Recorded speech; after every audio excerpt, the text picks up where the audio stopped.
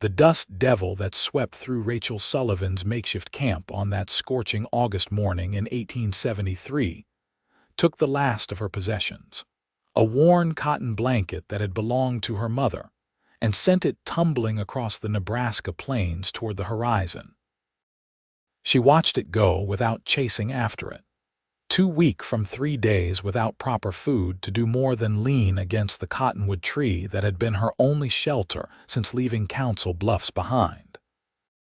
The town had nothing left for her after the bank foreclosed on her father's property following his death from pneumonia that winter, and her mother had succumbed to grief just 2 months later. At 22 years old, Rachel found herself alone in a world that had little mercy for women without family or means. She had walked westward from Council Bluffs with what little she could carry, hoping to find work in one of the smaller settlements or ranches that dotted the landscape. Her shoes had worn through 2 days ago, and her feet were wrapped in strips torn from her petticoat.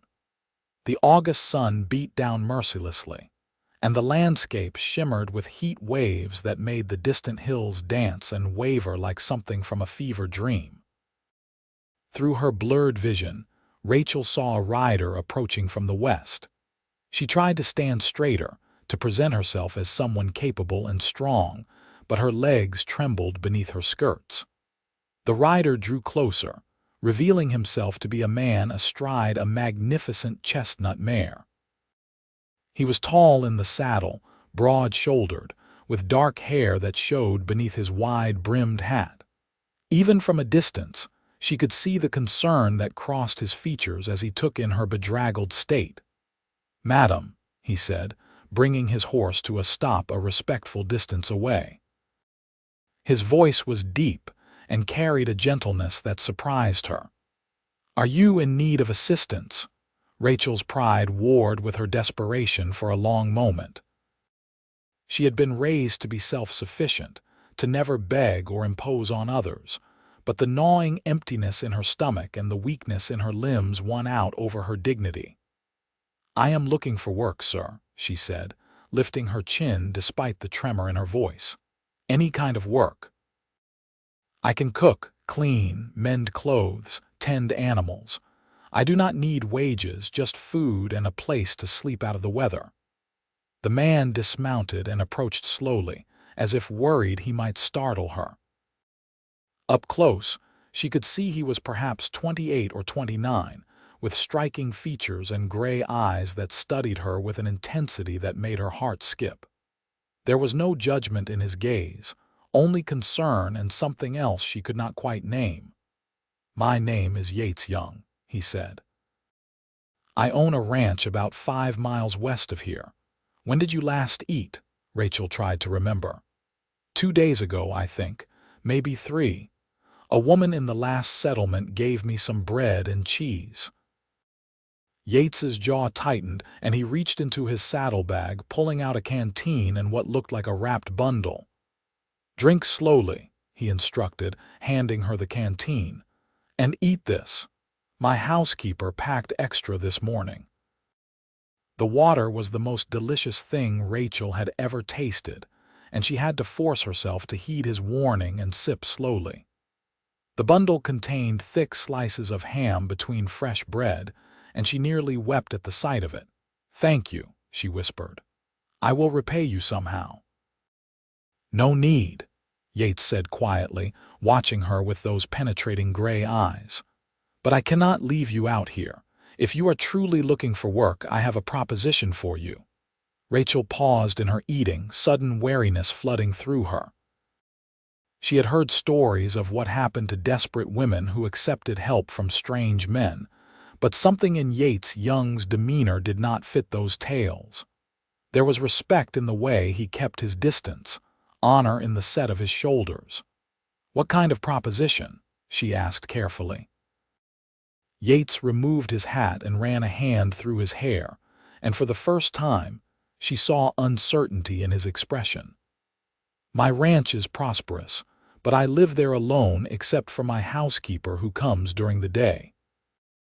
The neighboring ranchers have made it clear they find this arrangement unseemly, and there has been talk that damages both my reputation and that of Mrs. Henderson, my housekeeper.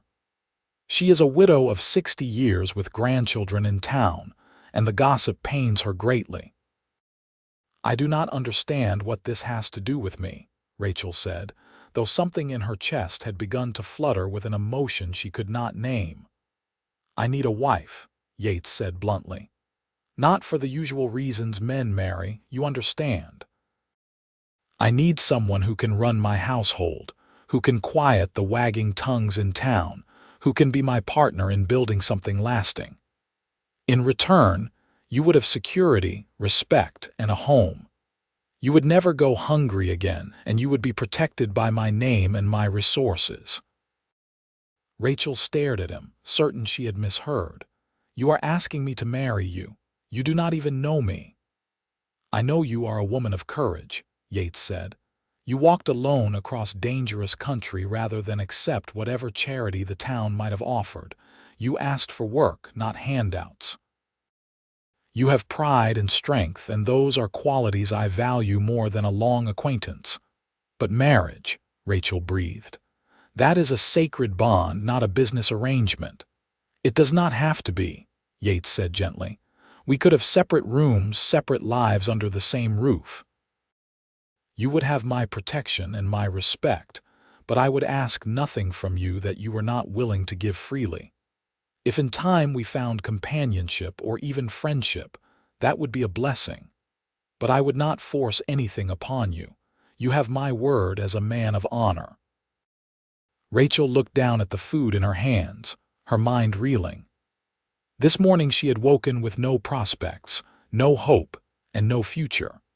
Now a stranger was offering her not just survival but security, and asking for nothing in return except her presence in his home. It seemed too good to be true, and yet when she looked into Yates Young's eyes, she saw only sincerity. Why would you do this? She asked. Surely there are women in town who would leap at such an offer. There are, Yates acknowledged, but they want what they imagine my wealth can buy them. They see the ranch and the horses and the land, and they see luxury and ease. You asked only for food and shelter in exchange for honest work. That tells me more about your character than 100 Sunday socials ever could. Rachel's hands trembled as she wrapped the remaining food carefully. Her practical mind urged her to accept, to seize this miracle before it evaporated like morning dew. But her heart, bruised and weary from loss, feared trusting in something that seemed too perfect. If I said yes, she began slowly, would you truly expect nothing from me? This would not be a real marriage in the eyes of God. It would be as real as we made it, Yates said. I would speak vows before God and mean every word. I would honor you, protect you, and provide for you until my last breath. What you choose to give me beyond that would be entirely your decision. I will not lie to you, Miss. I am sorry. I do not know your name. Rachel Sullivan, she said quietly. Miss Sullivan, Yates continued, I will not lie and say I hope for nothing more than a business arrangement. I would be honored if someday you might come to care for me as I suspect I could care for you, but I would never force such feelings or the obligations that come with them. You would be safe in my home, always. The sincerity in his voice pierced through Rachel's defenses. She thought of her parents, who had loved each other deeply, and wondered what they would counsel her to do. Her father had always said that a man's character showed in how he treated those who could do nothing for him. Yates Young had stopped to help a stranger, had offered food and water without expecting anything in return, and now offered her a way out of desperation without demanding payment in the form of her dignity or her body. I accept, Rachel said, the words tumbling out before her fear could stop them. But I must be clear that I will be a true wife to you in all ways except the marriage bed, at least until I know you better. I will run your household, stand by your side in public, and give you my loyalty. I will not embarrass you or make you regret this kindness. Something like relief washed over Yates's features, followed quickly by a warm smile that transformed his serious face into something almost beautiful. "Then, you have made me a fortunate man, Rachel Sullivan. Shall we ride to the ranch, and tomorrow we can go into town to make the arrangements? I would not keep you in my home tonight without the blessing of marriage. We will stop at Mrs. Henderson's house in town, and she will be delighted to host you until the ceremony." Rachel nodded, suddenly aware of how filthy she must look, how wild her hair must be after days of sleeping rough. "I must look a fright. You look like a woman who has endured hardship with grace," Yates said firmly. "But Mrs. Henderson will help you prepare for tomorrow if you wish. She is a kind woman and will be thrilled to hear of our engagement." He helped Rachel onto his horse with careful, respectful hands, then swung up behind her. She stiffened at the proximity, but he kept a polite distance as much as the saddle allowed, and his arm around her waist was merely supportive, not possessive. The ride to the ranch took less than an hour, and Rachel's eyes widened as they crested a hill and she saw the spread below. The ranch house was larger than she had expected, a well-built structure of wood and stone with a wide porch that wrapped around the front. Outbuildings dotted the property, and she could see horses in a corral and cattle grazing in the distance. The land rolled away in gentle hills, green despite the August heat, speaking of good water and careful management. "It is beautiful," she said softly. "It will be yours too, as of tomorrow," Yates reminded her. "Everything I have will be yours to command." They did not stop at the ranch house but continued on toward the town that lay another few miles east. Council Bluffs was a bustling settlement that straddled the Missouri River, serving as a jumping-off point for settlers heading west and a trading hub for the surrounding ranches. Rachel had passed through it weeks ago but had not stayed, knowing she had no means to support herself in a larger town. Yates brought them to a tidy house on a tree-lined street and helped Rachel down from the horse. Before he could knock, the door opened to reveal a plump woman with silver hair and kind eyes that crinkled with smile lines. "Mr. Young," she said warmly, then her gaze fell on Rachel and filled with concern. "Oh, my dear child, you look exhausted. Come in, come in." "Mrs. Henderson," Yates said, a hint of nervousness creeping into his voice. "I would like to introduce you to Miss Rachel Sullivan, who has agreed to become my wife. We will marry tomorrow, and I was hoping you might host her tonight and help her prepare for the ceremony." Mrs. Henderson's eyes went wide, then she let out a delighted laugh and clapped her hands together. "Oh, Mr. Young, I knew you would find someone eventually. Come in, my dear, let me get you fed and bathed. You must tell me everything." Yates cleared his throat. "I will leave you ladies to talk. Miss Sullivan, I will return tomorrow morning with the preacher. Mrs. Henderson, thank you for this kindness." "It is no kindness but a pleasure," Mrs. Henderson said firmly. "Now go on, let us women prepare." Rachel watched Yates mount his horse and ride away, feeling a sudden panic at his departure. He was a stranger, yet he was the only person in this town who knew her circumstances. Mrs. Henderson must have sensed her fear because she took Rachel's hand gently. "You are safe here, child. Now come, let us get you comfortable and you can tell me how you met our Mr. Young." Over the next several hours, as Mrs. Henderson fed Rachel a hearty stew and drew her a hot bath, the whole story came tumbling out. Rachel told her about her parents' deaths, the loss of the farm, her desperate journey west, and finally, the extraordinary proposal Yates had made. Mrs. Henderson listened with a thoughtful expression, and when Rachel finished, the older woman was quiet for a long moment. "Mr. Young is a good man," she finally said. "I have worked for him for 5 years, and in all that time, he has been nothing but honorable and kind.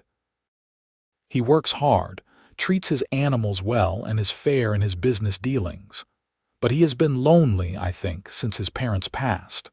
They died in a wagon accident 7 years ago, and he inherited the ranch as their only child. He must have loved them very much, Rachel said softly. He did, Mrs. Henderson agreed. I think that is why he has not married before now. He wanted what they had, a partnership built on mutual respect and affection. The young women in town see only his property and his prospects. They do not see the man himself. But he knows nothing about me, Rachel protested. How can he be sure I am not simply after his wealth? Because you asked for work, not marriage, Mrs. Henderson said wisely. You were willing to sleep in a barn and eat scraps in exchange for honest labor. That is not the request of a gold digger, my dear. That is the request of a woman of character. Mr. Young saw that immediately, as did I when I opened my door to you. Rachel felt tears prick her eyes. I am frightened, she admitted. This is happening so fast. Of course you are, Mrs. Henderson soothed. But tell me truly, what would you be doing tomorrow if Mr. Young had not found you? Where would you be? Rachel thought of the cottonwood tree, of her worn feet and empty stomach, of the vast, indifferent prairie stretching endlessly in all directions. I would likely be dead within the week, she said honestly. Then this is a gift from Providence, Mrs. Henderson said firmly. And Mr. Young is no angel himself, but a man making a practical decision that happens to save a life in the process. That does not diminish the gift, nor does it obligate you to more than you are willing to give. But I have a feeling, my dear, that this practical arrangement might surprise you both. That night, Rachel slept in a real bed for the first time in weeks, clean and fed and safe. But sleep did not come easily. She stared at the ceiling, thinking about the vows she would speak tomorrow, about the life that awaited her at the ranch, about the stranger who would become her husband. Yates Young had kind eyes, she thought, and strong hands that had been gentle when helping her onto his horse. He had not leered at her or made her feel uncomfortable despite her vulnerable position. He had offered her dignity when she had none left, and that meant more than he could possibly know. Morning came too quickly. Mrs. Henderson woke her with tea and toast, then set about helping her prepare. The older woman had a dress that had belonged to her daughter, who was now married and living in Chicago. It was simple but beautiful, a soft blue cotton with lace at the collar and cuffs. Something borrowed, Mrs. Henderson said with a smile. And I have a bit of lace that was my mother's for your hair, something old. You are very kind to me, Rachel said, her voice thick with emotion. Nonsense. I am delighted to finally see Mr. Young settled. He deserves happiness, and I have a feeling you might be just the person to give it to him.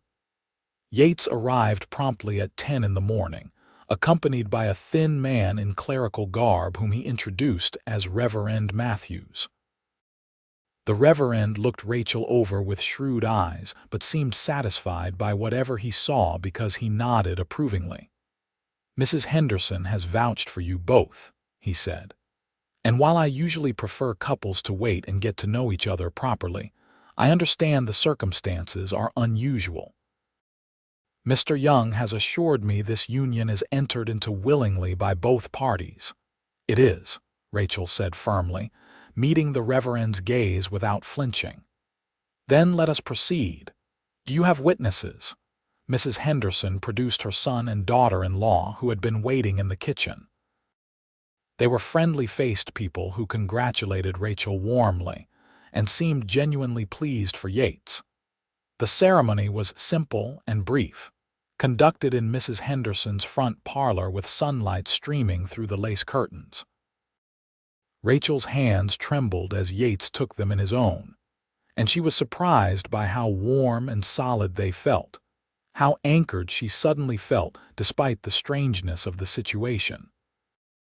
I, Yates Young, take you, Rachel Sullivan, to be my lawfully wedded wife, Yates said, his deep voice steady and sure. I promise to honor you, protect you, and provide for you all the days of my life. I will be faithful to you in thought and deed, and I will strive every day to be worthy of the trust you place in me." Rachel's voice shook as she repeated her own vows, but she meant every word. "I, Rachel Sullivan, take you, Yates Young, to be my lawfully wedded husband. I promise to honor you, support you, and stand by your side through whatever may come. I will be faithful to you and will strive to be a partner worthy of your name." Reverend Matthews pronounced them man and wife, and Yates bent to kiss Rachel's cheek, a chaste brush of lips that somehow felt more intimate than any passionate embrace. His eyes met hers, and she saw understanding there, patience, and something that might have been hope. "Welcome to your new life, Mrs. Young," he said softly. The words struck Rachel like a physical blow. Mrs. Young. She had a new name, a new identity, a new future. The girl who had woken that morning under a cottonwood tree with no prospects was gone. In her place stood a married woman with a home and a husband and possibilities she had not dared to dream of just yesterday. They celebrated with cake and coffee at Mrs. Henderson's house, making small talk with the witnesses. Yates was quiet but attentive, making sure Rachel had enough to eat and drink, including her in conversations without forcing her to speak. She appreciated his consideration more than he could know. Finally, it was time to leave for the ranch. Yates had brought a wagon this time with a gentle mare in the traces. He helped Rachel onto the seat beside him, and Mrs. Henderson pressed a basket of food into her hands. "You come visit me any time you need to talk," the older woman said, squeezing Rachel's hand. "And I will see you Monday morning at the ranch as usual." The ride to the ranch was quiet. Rachel watched the landscape roll by, trying to memorize every detail of this journey to her new home. Yates did not try to fill the silence with empty chatter, and she was grateful for that. She needed time to process everything that had happened, to understand that her life had completely changed in less than 24 hours. When they arrived at the ranch house, Yates helped her down from the wagon and gestured toward the porch. "Would you like a tour of your new home?" "Our home," Rachel corrected gently. "I may be new here, but this is your home first." Something flickered in Yates's eyes, pleasure perhaps at her acknowledgement. "Our home, then. Come, let me show you around." The house was even more impressive inside than out. The front door opened into a spacious main room with a stone fireplace and comfortable furniture. A dining table sat near the kitchen, which was well equipped with a cast iron stove and ample counter space. Upstairs, there were 4 bedrooms, each simply but comfortably furnished. Yates showed her to the largest bedroom, which had a big bed with a quilt in shades of blue and green, a wardrobe, a washstand, and windows that looked out over the ranch. "This will be your room," he said. "Mine is at the end of the hall. You will have complete privacy." Rachel looked around the room, fighting back tears. It was more than she had ever hoped for, more than she felt she deserved. "It is beautiful," she whispered. "I am glad you like it."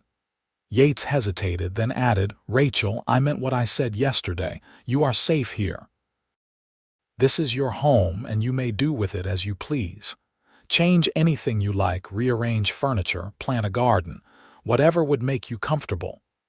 "Thank you," Rachel said, meeting his eyes. "And Yates, I want you to know that I will do my best to be a good wife to you. I will earn my place here." "You already have," Yates said quietly. "By agreeing to marry me, you have given me something I did not expect to find, hope for a future that is not just endless work and solitude. That is worth more than any labor you could provide." He left her then to settle in, and Rachel sat on the edge of the bed, running her hands over the soft quilt. She thought of her mother, who had taught her to sew, and her father, who had taught her to face life's hardships with courage. They would have liked Yates, she thought. They would have approved of this choice, Strange as it was, over the next few weeks, Rachel threw herself into learning the rhythms of the ranch. She woke early to prepare breakfast for Yates and the ranch hands who came to work each day. She cleaned and organized the house, which had been kept neat but lacked a woman's touch in small ways. She planted an herb garden near the kitchen door and mended clothes in the evenings while Yates reviewed his account books.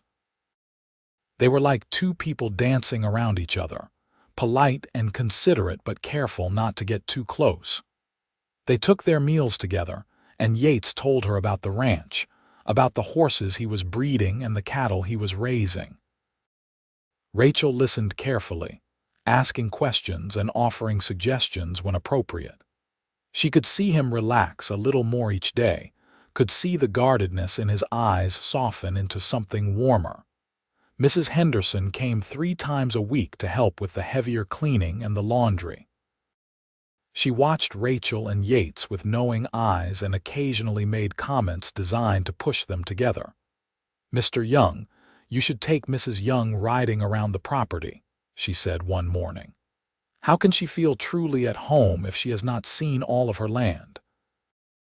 Yates looked up from his coffee, startled.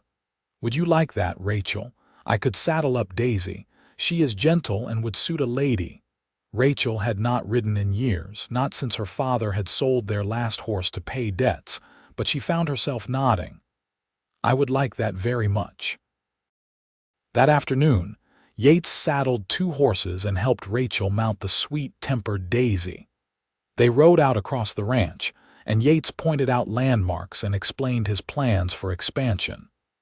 Rachel found herself genuinely interested, asking about water sources and grazing patterns. Her father had been a farmer, not a rancher, but many of the principles were the same. "You have a good mind for this," Yates observed as they paused on a hilltop overlooking a wide valley. "Most women would find this talk boring." "Most women were not raised by a man who believed daughters should understand the land as well as sons," Rachel replied.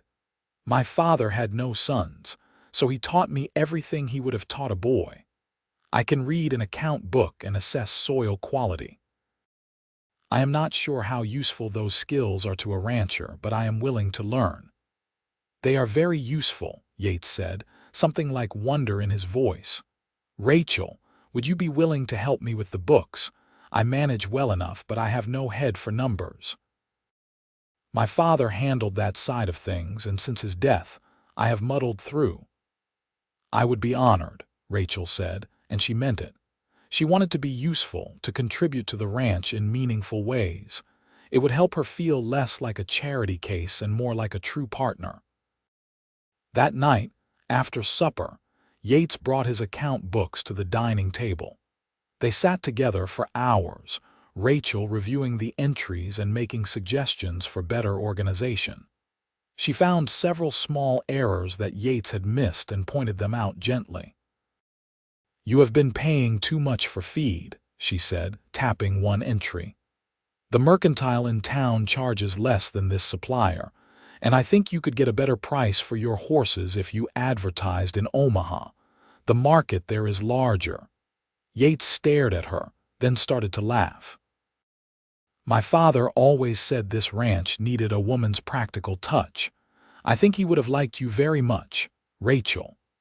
The warmth in his voice made Rachel's heart flutter in a way she had not expected. She looked at Yates in the lamplight, really looked at him, and saw not just her husband in name but a good man who worked hard and cared deeply about his land and animals. A man who had been kind to her when he had no reason to be, who had given her safety and respect, and was now trusting her with intimate details of his business. "I wish I could have met him," she said softly. "Your parents raised a good son." Yates reached across the table and took her hand, and Rachel did not pull away. His thumb brushed over her knuckles, a gentle, tentative touch that sent warmth spreading up her arm. "Thank you for saying that," he said. "And thank you for being here, for giving this strange arrangement a chance. I know it is not what you would have chosen if circumstances were different." "I am not sure that is true," Rachel heard herself say. "I think perhaps circumstances brought me exactly where I needed to be." Something shifted between them in that moment, a subtle realignment like tectonic plates settling into a new configuration. Yates's eyes met hers, and Rachel saw her own growing feelings reflected back at her. This man was becoming more than a convenient refuge.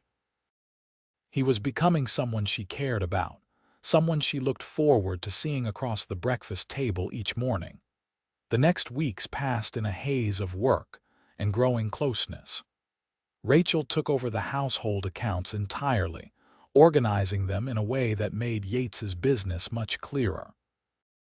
She discovered he had been undercharging for his horses and convinced him to raise his prices. She negotiated with suppliers and saved enough money in the first month to pay for new equipment Yates had been putting off purchasing. "You are a wonder," Yates told her one evening as they reviewed the month's accounts together. "The ranch has never been more profitable." "The ranch was always profitable," Rachel corrected. "I have just helped you see it more clearly." They were sitting close together at the table, closer than strictly necessary, and Rachel was acutely aware of Yates's shoulder brushing hers, of the clean scent of soap and leather that clung to him. When he turned to look at her, their faces were only inches apart. "Rachel," he said softly, and there was a question in his voice, a yearning that made her breath catch. "Yes," she whispered. "I know we agreed this marriage would be in name only unless you decided otherwise," Yates said carefully, "but I find myself hoping you might change your mind. Not about your room or your privacy. You would still have those if you wanted them. But about your heart. I would very much like to court my own wife if she would allow it." Rachel's pulse quickened. She thought about the weeks they had spent together, the quiet conversations over breakfast, the shared laughter over supper, the comfortable silences as they worked side by side. She thought about how she had come to anticipate Yates's return from the fields each evening, how her day felt incomplete until she heard his voice. "I think I would like that," she said, her voice barely audible. "Very much."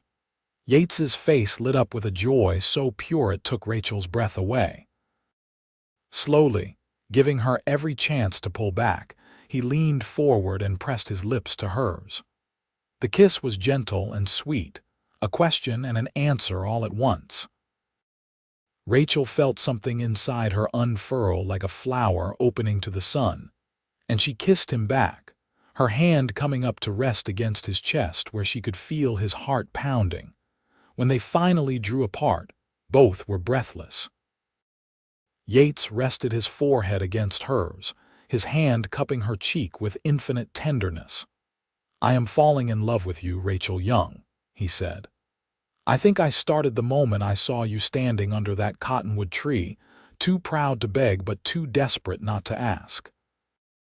You are the strongest, bravest, most remarkable woman I have ever met, and I count myself the most fortunate of men that you agreed to marry me." Tears slipped down Rachel's cheeks, but they were happy tears, joyful tears. "I am falling in love with you too," she confessed. "I did not think I could, did not think I would ever feel safe enough to open my heart again after losing so much. But you have been so patient, so kind. You have given me time to heal and space to breathe, and in doing so, you have won what you never demanded." They sat together for a long time, holding hands and talking quietly about their hopes and dreams. Yates told her about his childhood on the ranch, about learning to ride before he could walk and helping his father with the horses. Rachel told him about her parents, about the happy years before illness and debt had stolen everything away.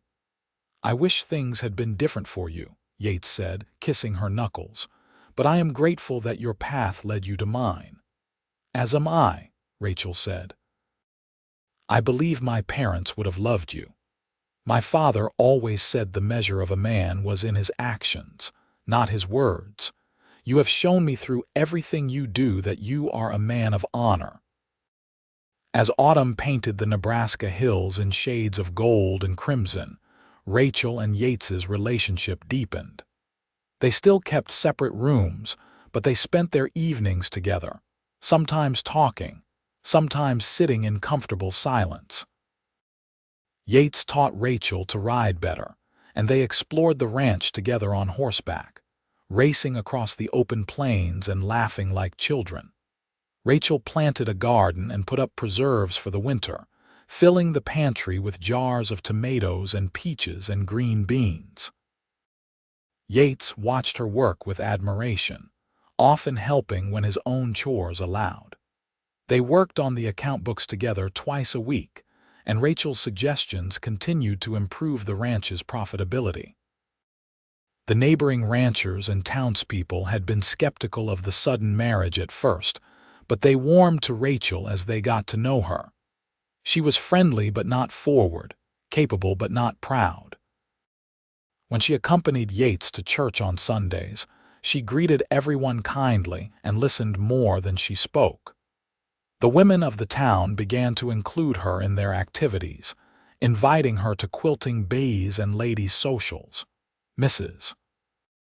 Henderson watched the growing love between Rachel and Yates with satisfaction.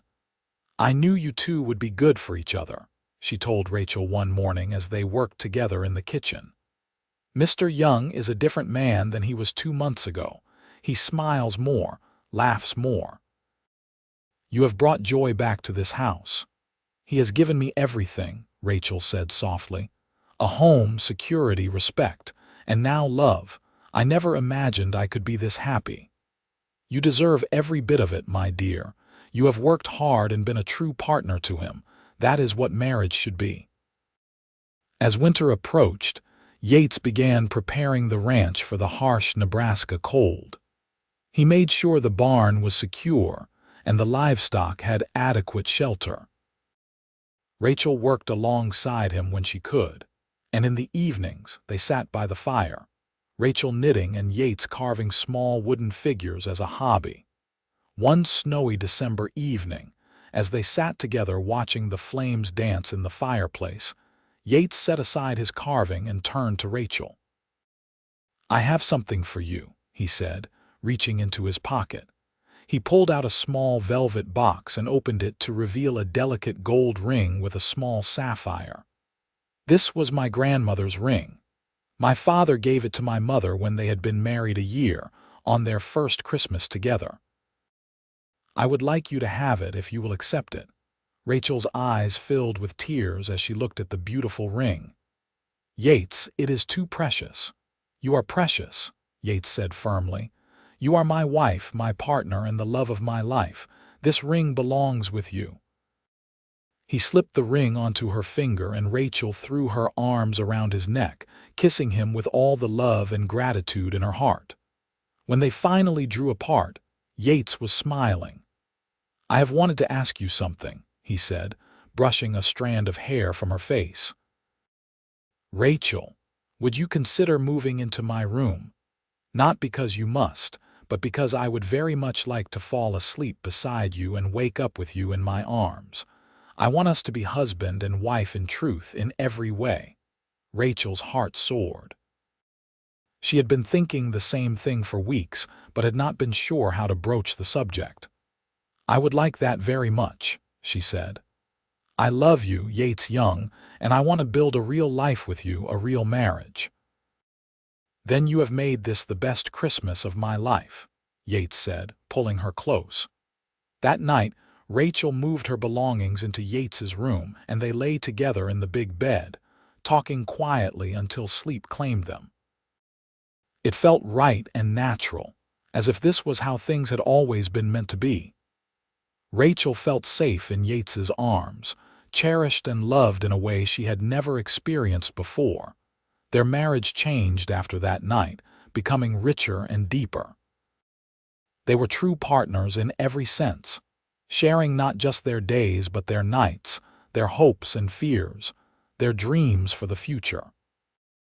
The ranch continued to prosper under their joint management, and by spring, They had expanded their herd and added another ranch hand to help with the increased work.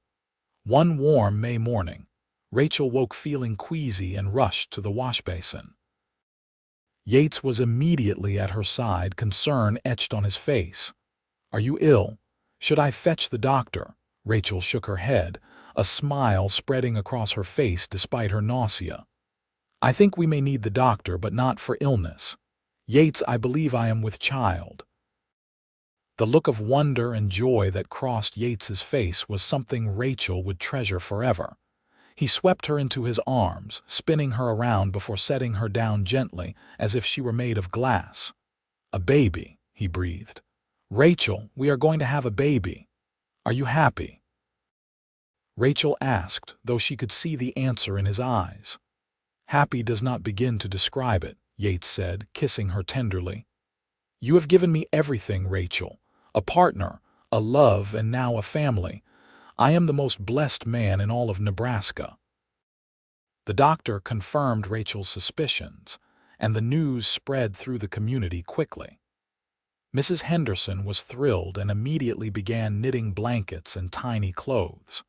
The neighboring ranch wives brought by baby things and advice, welcoming Rachel fully into their circle. As Rachel's belly grew through the summer months, Yates became almost comically protective. He would not let her lift anything heavy and insisted she rest frequently.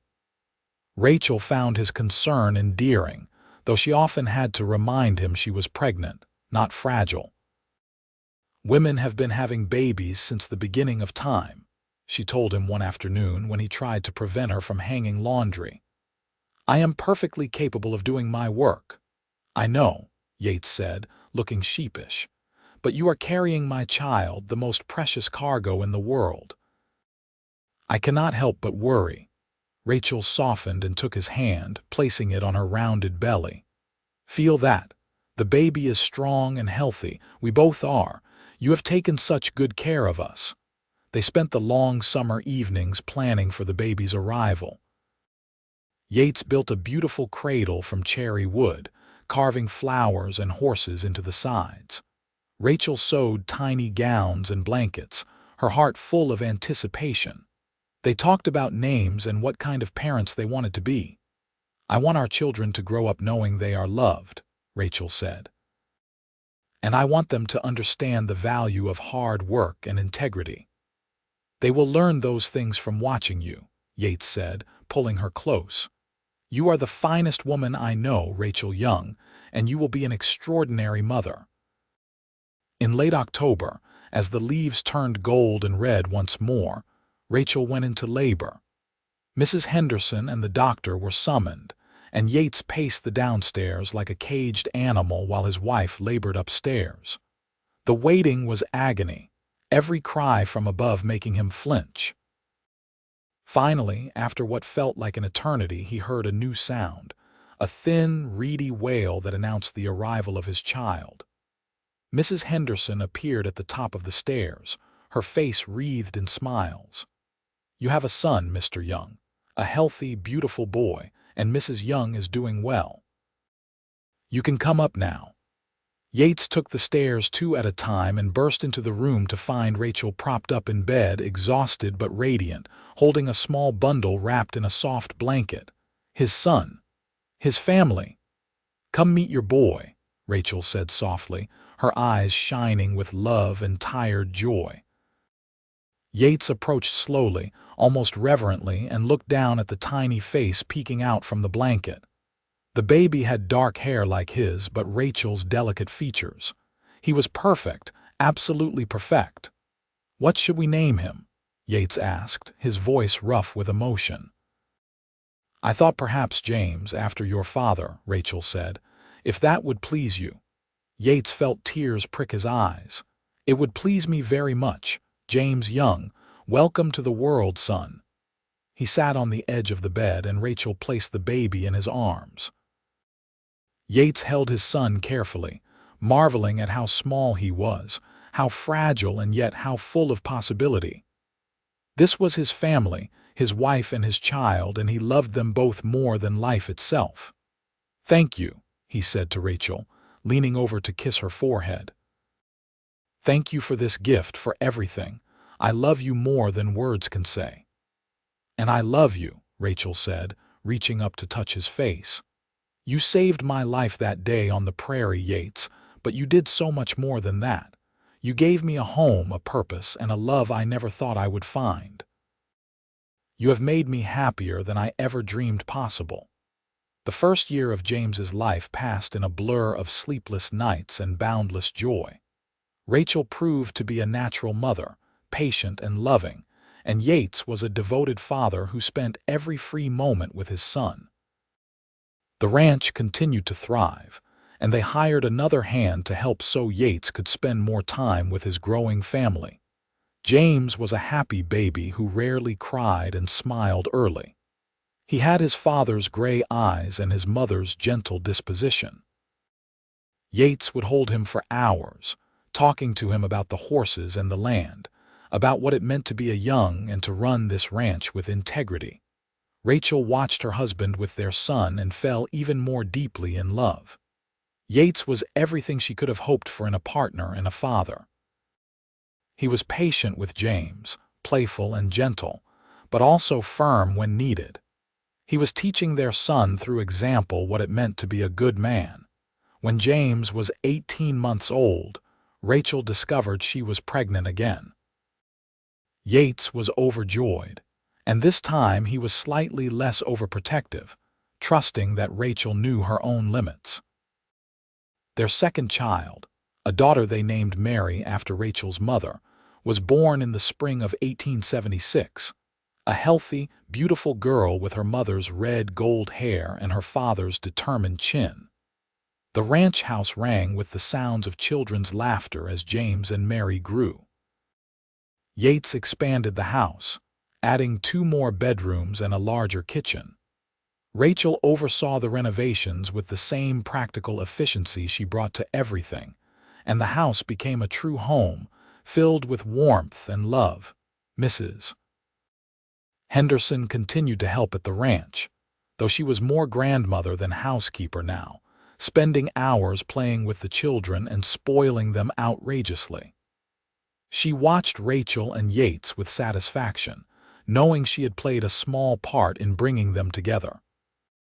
"You two are living proof that God works in mysterious ways," she told them one Sunday after church. "Who would have thought that a desperate woman under a tree and a lonely rancher would create such a beautiful family? I think about that day often," Rachel admitted. "How close I came to giving up, and then Yates appeared like an answer to a prayer I had not even spoken." "You saved each other," Mrs. Henderson said wisely. "That is what the best marriages do." As the years passed, the ranch grew into one of the most successful in the region. Yates's horses were renowned for their quality, and buyers came from as far as Omaha and Kansas City to purchase them. Rachel managed the business side with skill, and together they built something that would last for generations. James and Mary grew into bright, capable children who loved the ranch and the animals. James, at 8 years old, was already learning to handle the horses, while 6-year-old Mary had a gift for gentling the most skittish animals. They were happy children, secure in their parents' love and the stability of their home. Rachel sometimes thought back to that desperate woman who had stood under a cottonwood tree, too proud to beg but too hungry not to ask. That woman seemed like a stranger now, someone from another life. She had been transformed by love and security, by partnership and purpose. She had become someone she could be proud of, and she had built a life that honored her parents' memory. One evening, as Rachel and Yates sat on the porch watching the sunset while their children played in the yard, Yates took her hand and brought it to his lips. "You ever regret it?" he asked. "Agreeing to marry a stranger?" Rachel looked at her husband, at the man who had given her everything and asked for nothing, who had waited patiently for her love and cherished it when she gave it freely. She thought of their children, of the life they had built together, of the deep, abiding love that grew stronger with each passing year. "Not for a single moment," she said firmly. "You are the best thing that ever happened to me, Yates Young. Marrying you was the smartest decision I ever made." "I asked you to eat at my table as my wife," Yates said, smiling at the memory. "And you gave me so much more than I ever dreamed possible. You gave me a true partner, a love that sustains me, and a family that fills my life with joy. I am the luckiest man alive." Rachel leaned against his shoulder, content and at peace. "We are both lucky. We found each other when we needed each other most, and we built something beautiful together." As the sun dipped below the horizon, painting the Nebraska sky in shades of orange and pink, Rachel and Yates watched their children play. James was teaching Mary to skip stones in the creek that ran behind the house, both of them laughing with the pure joy of childhood. The ranch house stood solid and strong behind them, a testament to hard work and love, a home filled with warmth and laughter. In 1880, Rachel gave birth to their third child, another son they named Thomas. The ranch continued to prosper, and Yates built a schoolhouse on the property so their children could receive a good education without traveling to town. Other ranch families sent their children there as well, and Rachel sometimes taught classes, sharing the love of learning her father had instilled in her. James grew into a responsible young man who shared his father's love of horses and his mother's head for business. Mary was gentle and kind, with a gift for healing animals that amazed everyone. Thomas was adventurous and curious, always getting into mischief but impossible to stay angry with. As Rachel approached her 40th birthday, she watched her family gathered around the dinner table, talking and laughing together, and felt a profound sense of gratitude. She had nearly died alone on the prairie, but instead, she had found love, purpose, and a family that was the center of her world. Yates, now 45, was still strong and vital, though his dark hair was threaded with silver. He ran the ranch with confidence and wisdom, respected by everyone in the community. He was a devoted husband and father, and Rachel fell in love with him more deeply with each passing year. The children grew and thrived. James, at 15, was already taking on significant responsibilities at the ranch. He was tall and strong like his father, with a natural leadership ability that impressed everyone. Mary, at 13, was blossoming into a beautiful young woman with her mother's practical nature and her father's kind heart. Thomas, at 7, was the joy of the family, full of energy and mischief. Mrs. Henderson, now in her late 70s, still visited the ranch regularly, though she had officially retired from housework. She loved sitting on the porch with Rachel, watching the children play and reminiscing about the early days. "You remember when Mr. Young first brought you to my house?" she asked one afternoon.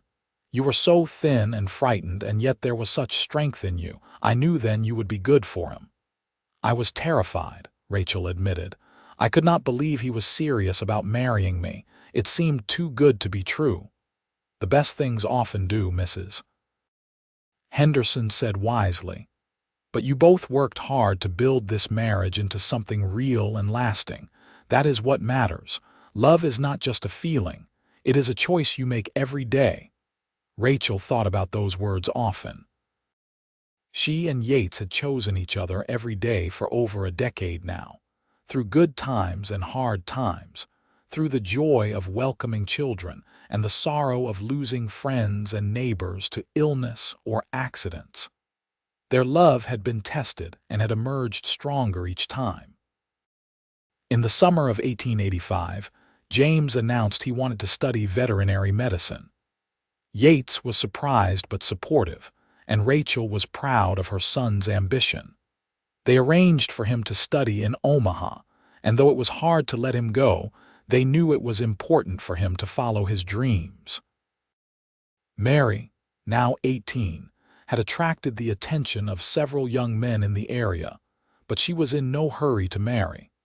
She helped her mother run the household and kept the ranch accounts, showing a talent for numbers that reminded Rachel of herself at that age. Thomas, now 12, was interested in everything and committed to nothing, trying his hand at ranching, carpentry, and even writing. Yates encouraged his exploration, remembering his own youth and the importance of finding one's passion. Rachel and Yates's love had matured into something deep and unshakable. They knew each other's thoughts and finished each other's sentences. They could work together in comfortable silence or talk for hours about everything and nothing. Their physical passion had not dimmed with time but had deepened, becoming an expression of their profound emotional connection. One evening, as they prepared for bed, Yates pulled Rachel close and kissed her with the same tenderness he had shown on their wedding day. "I love you more now than I did when we married," he said. "I did not think that was possible, but every year with you has been better than the last." "We have built a good life together," Rachel agreed. "Sometimes I still cannot believe how fortunate I am. If you had not stopped that day, had not offered me hope when I had none left, then I would have missed out on the greatest blessing of my life," Yates said firmly. "You are my everything, Rachel Young, my partner, my love, my best friend. This ranch, our children, the life we have created, none of it would mean anything without you." They held each other close, grateful for every moment they had been given, for the love that had transformed two strangers into soulmates. The years continued to pass in a rhythm of seasons and celebrations. James completed his studies and returned to the ranch with new knowledge and skills that proved invaluable. He set up a practice treating not just the Young family's animals but those of neighboring ranches as well. At 25, he married a sweet-natured young woman named Elizabeth, and they built a house on the far corner of the ranch property. Mary, at 23, surprised everyone by announcing her intention to marry the new schoolteacher who had taken over when Rachel stepped back from teaching. He was a gentle, educated man who loved Mary's quiet strength and shared her love of learning. They married in a beautiful ceremony at the ranch, and Rachel cried happy tears as she watched her daughter pledge her life to the man she loved. Thomas, now 17, had finally found his passion in horse breeding. He worked alongside his father, learning everything Yates could teach him about selecting and training quality horses. He had his father's patience with animals and his mother's eye for detail, a combination that promised he would carry on the family business successfully. Rachel, now in her late 40s, looked at her life with deep satisfaction. She and Yates had been married for over 25 years, and their love had only grown stronger. They were grandparents now, with James and Elizabeth expecting their first child, and the ranch was more successful than ever. On their 25th anniversary, Yates surprised Rachel with a trip to Omaha. They stayed in a fine hotel and attended the theater, something Rachel had always wanted to do. Yates had secretly arranged everything with Mrs. Henderson and the children's help. "You have given me 25 years of happiness," he told her as they stood on the hotel balcony, watching the city lights twinkle below. "I wanted to give you something special in return." "You are all I need," Rachel said, turning to embrace him. "Everything I have, everything I am, I owe to you. You did not just save my life that day, Yates. You gave me a reason to live, a purpose, a family, and a love that has sustained me through everything." "We saved each other," Yates said, echoing Mrs. Henderson's words from so long ago. "And we built something beautiful together. I look forward to spending the rest of my life with you, Rachel Young, however many years God grants us." They returned to the ranch renewed and refreshed, ready to continue the life they had built together. The ranch hands greeted them warmly, and the children gathered for a celebration dinner that lasted late into the evening. As Rachel looked around the table at her grown children and their spouses, at the grandchild growing in Elizabeth's belly, at her husband who still looked at her with love and wonder after all these years, she felt a profound sense of peace. This was what she had been meant for, this family, this life, this love. The years that followed brought more joys and some sorrows. Mrs. Henderson passed away peacefully in her sleep at the age of 84, and the entire town mourned the loss of such a kind and generous woman. Rachel missed her dear friend terribly, but was grateful for all the years they had shared. James and Elizabeth had 3 children, 2 boys and a girl, who brought tremendous joy to Rachel and Yates. Mary and her husband remained childless but were happy together, devoting their energies to education and the community. Thomas married at 22, choosing a spirited young woman from a neighboring ranch who matched his energy and enthusiasm. They had twin daughters who kept everyone on their toes. As Yates approached his 60th birthday, he began to slow down slightly, though he refused to fully retire. He and Thomas ran the ranch together now, with Thomas handling more of the day-to-day operations while Yates advised and consulted. Rachel still managed the accounts, though Mary had taken over much of the detailed work. Rachel and Yates spent more time together, taking long rides across the ranch property and sitting on the porch in the evenings, watching the sun set over the land they loved. They talked about everything and nothing, content in each other's company, grateful for every moment they had together. "You remember when I asked you to eat at my table as my wife?" Yates asked one evening, his arm around Rachel's shoulders. "I remember every moment of that day," Rachel said. "I thought you were either insane or mocking me. I could not believe you were serious." "I was completely serious," Yates said. "I looked at you standing there under that tree, so proud despite your desperation, and I knew you were someone special. I did not expect to fall in love with you, but I am so grateful I did." "I am grateful too," Rachel said, "for all of it, the good times and the hard times, the joys and the sorrows. All of it has been worth it because I shared it with you." They sat in comfortable silence, watching their grandchildren play in the yard below. The ranch stretched out around them, green and prosperous, a testament to their hard work and dedication. The house stood strong and solid, filled with memories of laughter and love, of children growing and dreams coming true. As the sun dipped below the horizon, painting the sky in brilliant shades of orange and pink, Rachel leaned against her husband's shoulder and smiled. She had come so far from that desperate woman under the cottonwood tree. She had found love when she least expected it, had built a family and a life that exceeded her wildest dreams. Yates pressed a kiss to the top of her head, and Rachel closed her eyes, breathing in the familiar scent of him, feeling the solid warmth of his body against hers. This was home. This was love. This was everything. The years continued their steady march, and Rachel and Yates grew old together gracefully. Yates's hair turned completely silver, and Rachel's red gold locks faded to a soft white. They moved a little slower, but their love remained as vibrant as ever. On their 40th anniversary, the entire family gathered at the ranch for a celebration. James and his children, Mary and her husband, Thomas and his growing family, all came together to honor the couple who had built this legacy of love and hard work. Rachel stood beside Yates, surveying the crowd of children and grandchildren and great-grandchildren, and felt tears of joy slip down her cheeks. "Look what we created," she whispered to her husband. "Look what love created," Yates corrected gently.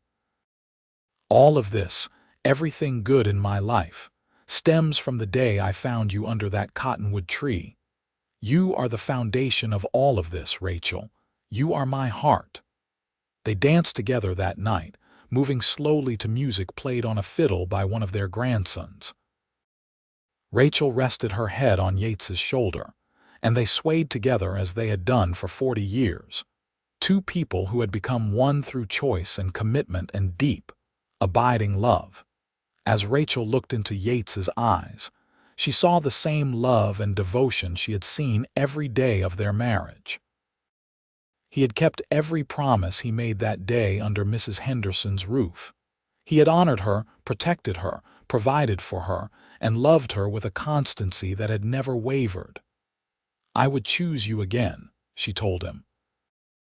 "If I could go back to that day, knowing everything that would come, all the joys and sorrows, all the hard work and happy moments, I would still choose you without hesitation." "And I would choose you," Yates said, his voice rough with emotion. "Every time, every day, for all eternity. You are the love of my life, Rachel Young, and being your husband has been my greatest honor." They held each other close as the celebration continued around them, grateful for every moment, every memory, every year they had been blessed to share. The ranch would continue long after they were gone, passed down through generations of Youngs who would carry on the legacy of hard work, integrity, and love that Rachel and Yates had established. But for now, in this perfect moment, surrounded by the family they had created and the love they had nurtured, Rachel and Yates were content. They had found each other when they needed each other most, had built a life together that was rich in all the ways that mattered, and had loved each other with a devotion that would be remembered long after they were gone. As the sun set on their 40th anniversary, Rachel and Yates stood together on the porch of their home, looking out over the land they had worked so hard to build. The ranch stretched out before them, green and prosperous, dotted with horses and cattle, alive with the sounds of their family celebrating inside. "We did well," Yates said softly. "We did very well indeed," Rachel agreed, squeezing his hand. And as the stars began to appear in the darkening sky above the Nebraska plains, Rachel Sullivan Young knew that she had lived a life filled with more love, more joy, and more blessings than she had ever thought possible. All because one desperate day, a kind man had stopped to help a stranger, and in doing so had given them both the greatest gift of all, a love that would last forever.